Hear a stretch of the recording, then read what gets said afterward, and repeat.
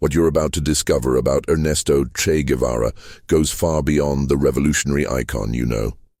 From his earliest steps to his final breath in Bolivia, there are truths that few dare to tell. Today, we reveal 50 facts that will transform your view of the world's most famous guerrilla fighter. Before we continue, subscribe to the channel to help us reach our goal of 1,000 subscribers and motivate us to bring you even more historical content about Latin America's most controversial figures. Fact number 1. On June 14, 1928, in Rosario, Argentina, Ernesto Guevara is born. Not in poverty, as many believe, but into a well-positioned family. His parents belonged to the Argentine bourgeoisie. Fact number 2. At 2 years old, he suffers his first asthma attack, an illness that would accompany him throughout his entire life. This condition didn't weaken him, but rather forged an unbreakable iron will. Fact number 3. From a very young age, Guevara devours books voraciously. He becomes passionate about philosophy, particularly social philosophy. This thirst for knowledge would shape his revolutionary thinking years later. Fact number 4. In 1948, he begins medical school at the University of Buenos Aires.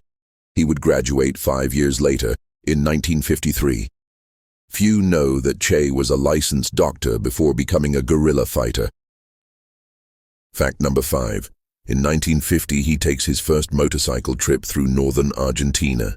He covers 4,500 kilometers visiting the poorest regions.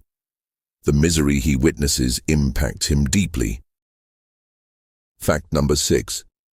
A year later, he travels along South America's Atlantic coast aboard an oil tanker. They hire him as the crew's physician. This journey broadens his perspective on social injustices. Fact number 7. Between December 1951 and July 1952, at 24 years old, he undertakes his most important international motorcycle journey with Alberto Granado.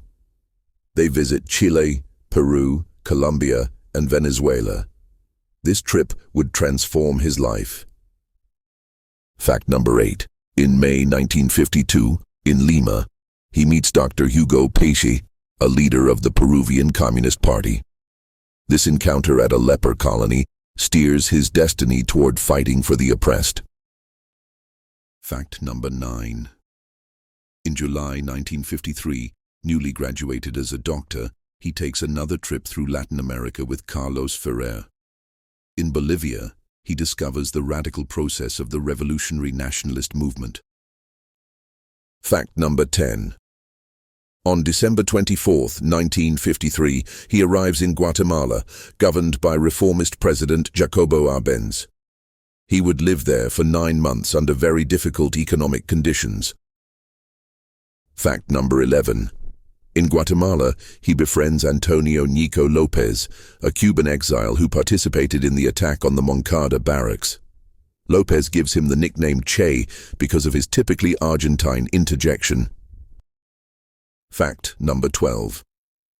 On December 10, 1953, there exists a controversial letter whose authenticity is debated by historians, attributed to him and addressed to his Aunt Beatriz, in which he supposedly wrote, "I swore before an image of old comrade Stalin not to rest until I see those capitalist octopuses annihilated." Fact number 13. In June 1954, he witnesses the coup d'etat organized by the CIA and Colonel Castillo Armas in Guatemala. He joins the communist youth brigades that organized the resistance. Fact number 14. The Guatemalan Army's general staff supports the coup leader and deposes Arbenz in July 1954. This military betrayal teaches Guevara a lesson he would never forget about traditional armies. Fact number 15. He writes to his mother, "Betrayal continues to be the army's patrimony. Once again it proves that the liquidation of the army is the true beginning of democracy." Fact number 16. In September 1954, he obtains a safe conduct pass to go to Mexico, where he would live for 2 years. He works as a photographer and doctor, barely surviving under precarious conditions. Fact number 17. In 1955, he meets Raúl Castro, recently released from prison. They form an immediate friendship. Shortly after, Raúl introduces him to his brother Fidel. The chemistry between Che and Fidel is instant and powerful. Fact number 18. Fidel recalls, Che was one of those for whom everyone felt immediate affection because of his simplicity and personality. We didn't need much time to accept him into our expedition. Fact number 19. Despite his severe asthma, Che regularly attempted to climb the Popocatépetl volcano. He never reached the summit at 5,482 meters, but he never stopped trying, demonstrating his spiritual strength. Fact number 20. On December 2nd, 1956, Guevara disembarks in Cuba with the revolutionaries aboard the yacht Granma. The army awaits them and manages to disperse them. The guerrilla warfare in Sierra Maestra begins. Fact number 21. From the start, he distinguishes himself through his boldness. Fidel remembers Che had the immediate disposition to volunteer for the most dangerous mission. That awakened admiration in everyone. Fact number 22. Fidel appoints him commander in 1957. Guevara takes command of column number 4 to deceive the enemy. According to some accounts, he was the first to achieve that rank alongside Raúl Castro, although historians debate the exact dates. Fact number 23. Merciless with traitors and rapists, to whom he applies capital punishment, Guevara shows generosity toward wounded enemy soldiers. This duality makes him a controversial but respected figure. Fact number 24. According to combatants' accounts, a wounded and hidden enemy soldier hears when Che disapproves of killing prisoners. He presents himself shouting, "Don't kill me! Che said you wouldn't kill prisoners." Fact number 25. In 1958, Fidel appoints him head of the military school to train guerrillas. The secret objective, protect him from his overly reckless character that made him expose himself excessively to danger. Fact number 26. In June 1958, he forms column number 8 to confront Batista's offensive, who sends 10,000 soldiers to Sierra Maestra to crush the guerrilla movement once and for all. Fact number 27. On August 31st, 1958, Fidel orders Che and Camilo Cienfuegos to march toward the capital. In 31 days of walking over 500 kilometers, they only eat 11 times, once eating a raw mare without salt. Fact number 28. In Villa Clara, Che creates the Suicide Squad, composed only of volunteers for the most dangerous missions. According to accounts from that era, the squad had such prestige that many volunteers wanted to join. Fact number 29. On December 28, 1958, he launches the attack against Santa Clara with barely 300 men against forces 10 times larger. The combat ends with the capture of the regime's armored train. Fact number 30. According to accounts, a dying soldier tells him in Santa Clara, "Remember, Commander, you ordered me to get a weapon. Here it is." It was the same man he had challenged days earlier, happy to prove his courage. Fact number 31. Upon learning of Santa Clara's fall, Batista flees on the night of January 1st, 1959. Fidel orders Che and Cienfuegos to take control of the Colombia Barracks and La Cabaña in Havana. Fact number 32. In 1959, he directs the revolutionary tribunals that judge the dictatorship's criminals. Close to 1,000 people are tried, and the figures of those executed vary between dozens and hundreds, one of the most controversial aspects of his legacy. Fact number 33. In February 1959, President Manuel Urrutia declares Ernesto Guevara a Cuban citizen for services rendered to the nation. The Argentine officially becomes Cuban. Fact number 34. He plays a key role in the Agrarian Reform Law of May 1959. According to him, the guerrilla fighter is an agrarian revolutionary who interprets the peasant masses' desire to own the land. Fact number 35. He is appointed Minister of Industry and President of the National Bank. He signs bills with his nickname CHE to show his contempt for money and material wealth. Fact number 36. In 1960, he develops the concept of the new socialist man, who prioritizes the general interest over personal aspirations. He leads by example, working voluntarily on a regular basis. Fact number 37. His photograph is the most reproduced in history. On March 5, 1960, Alberto Corda photographed his face at the funeral for the victims of La Coubre.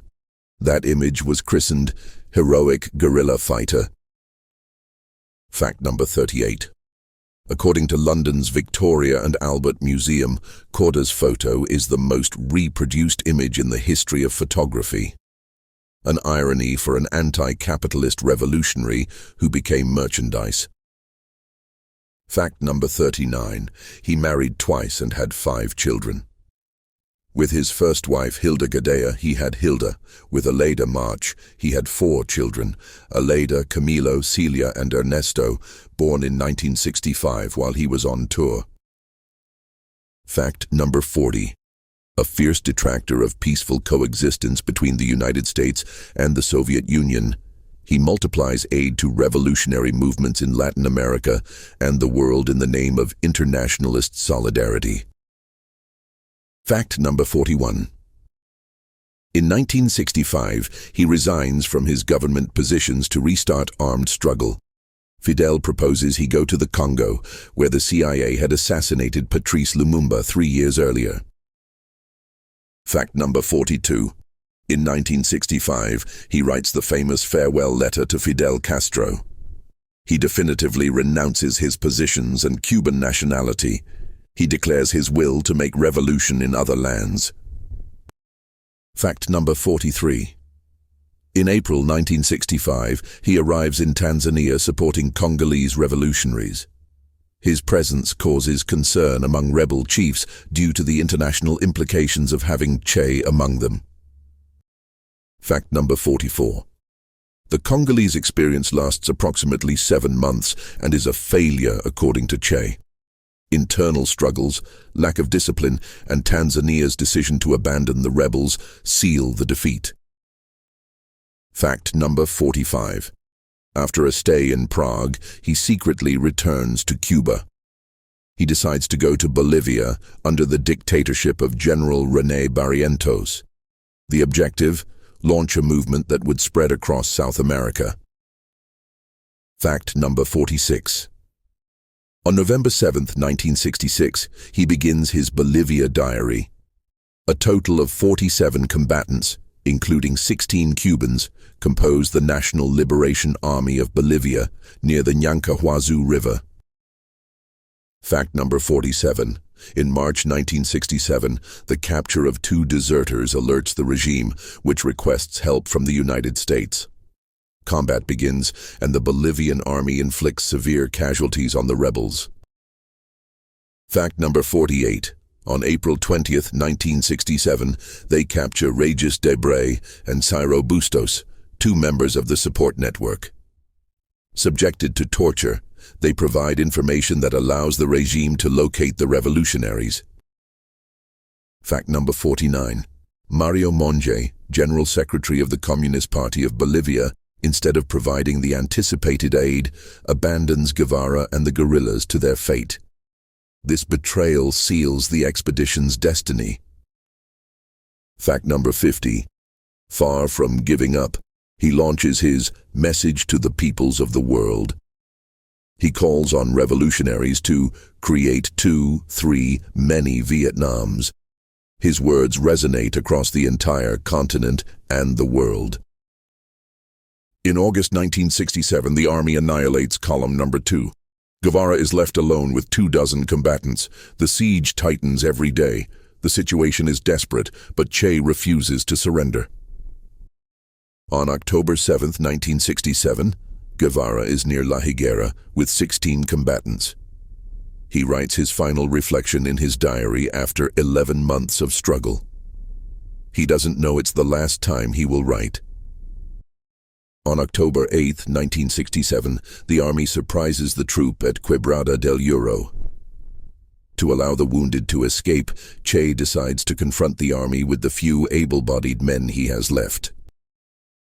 After several hours of fierce combat, Guevara, wounded in the leg, is captured by the army.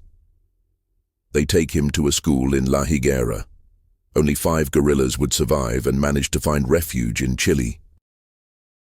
On October 9th, Dictator Barrientos, following CIA orders Che's execution. Bolivian Colonel Miguel Ayoroa gives his testimony about what happened that fateful day at the school. According to Colonel Miguel Ayoroa's testimony, one of the CIA men was Felix Rodriguez, an exiled Cuban who entered shouting, "Do you know who I am?"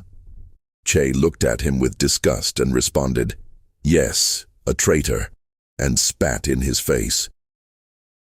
Felix Rodriguez would later recount, "I ordered Sergeant Terán to execute the order.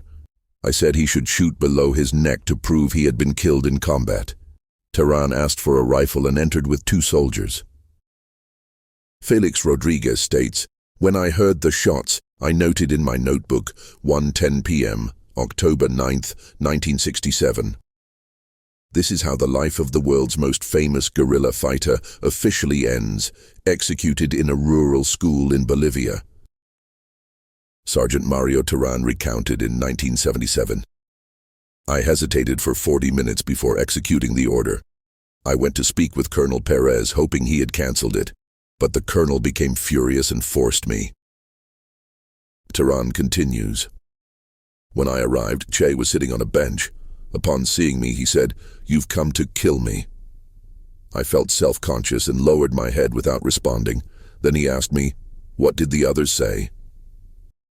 I replied that they hadn't said anything, and he said, 'They were brave men.' I didn't dare shoot. I saw Che as large, very large, enormous. His eyes shone intensely. I thought he might take the weapon from me. 'Calm down,' he told me, 'and aim well. You are going to kill a man.' I took a step back, closed my eyes, and fired. Che fell with his legs shattered. I fired again at his arm, shoulder, and heart. He was already dead." The Bolivian military receive orders to make the bodies disappear. First, they must cut off both of Che's hands and send them to General Headquarters in La Paz, a macabre trophy to prove his death to the world. They load the bodies onto a helicopter and head to Valle Grande. At the head of the runway, in a mass grave, they bury Che and 6 guerrillas: Alberto Fernandez, René Martinez, Orlando Pantoja, Aniceto Reynaga, Simón Cuba, and Juan Pablo Chang. Italian technicians find the bodies 3 decades later, thanks to 2 irrefutable details: the body with blue bones from the formaldehyde treatment Che received, and the executed man's body without hands. In 1997, after forensic identification of his remains through scientific techniques, including the absence of hands and the blue coloration of the bones from formaldehyde, the skeletal remains of Che and 6 fellow guerrillas were officially transferred to Cuba. The hands that had been cut off in 1967 were never recovered. On October 17, 1997, the remains of Che and his comrades were buried with military honors at the Ernesto Guevara Memorial in Santa Clara. Fidel Castro and the Cuban people paid emotional tribute in a historic ceremony. Gifted with great intelligence, Guevara left many writings and a political philosophy called Guevarism. According to Fidel, Che was a man of profound thought, of visionary intelligence, of deep revolutionary culture. Guevara remains in collective memory as the defender of the oppressed who became outraged by injustices, the symbol of selflessness, and the man who took up arms in the name of the wretched of the earth. These are the 50 truths about Ernesto Che Guevara that change the official narrative. If you found this historical content valuable, give it a like and share your opinion in the comments. What other controversial figure from Latin American history would you like us to investigate?